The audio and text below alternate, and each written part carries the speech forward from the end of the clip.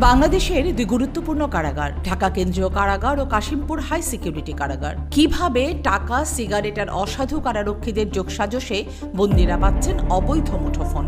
কারাগারের ভেতর থেকে নিয়ন্ত্রণ করা হচ্ছে মাদক, সন্ত্রাস, চাঁদাবাজি, এমনকি কারাগার ভেঙে পালানোর পরিকল্পনাও করছে অনেক আসামি। বাংলাদেশের আইনশৃঙ্খলা পরিস্থিতির জন্য এ এক ভয়াবহ সতর্ক সংকেত।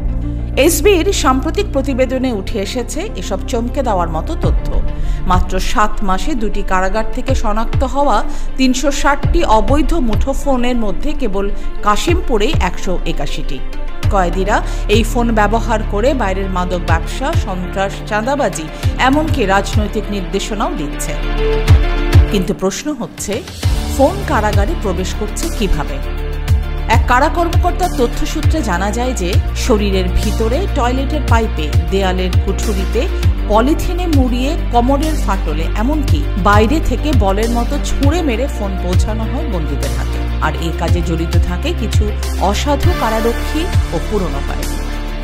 জামিনে বের হওয়া একাধিক ব্যক্তি জানিয়েছেন, কারাগারে টাকা দিলেই ফোনে কথা বলা যায়। কেউ কেউ 500 টাকায় 10 থেকে 15 মিনিট ফোনে কথা বলেন। কিছু সেলে তো সিগারেটই হয়ে গেছে বিকল্প মুদ্রা। গোল্ড লিফ 300, বেনসেন 400 টাকা হিসেবে ব্যবহার করা হয় সেখানে।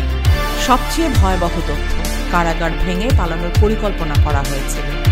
মৃত্যুদণ্ডপ্রাপ্ত 3 বন্দী কম্বল ছিঁড়ে দড়ি বানিয়ে সুড়ঙ্গ খুঁড়ছিল, যেখানে একজন সহজেই ঢুকতে পারে।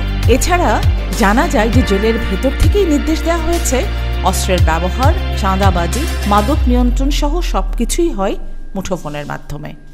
কারা মহাপরিদর্শকও স্বীকার করেছেন যে প্রযুক্তি ও পর্যাপ্ত পরিমাণ জনবল সংকটের কারণে কারাগারে কোনো রকমভাবে ফোন ব্যবহার নিয়ন্ত্রণে আনা সম্ভব হচ্ছে না। ফারহানা আহমেদ, আয়না টেলিভিশন।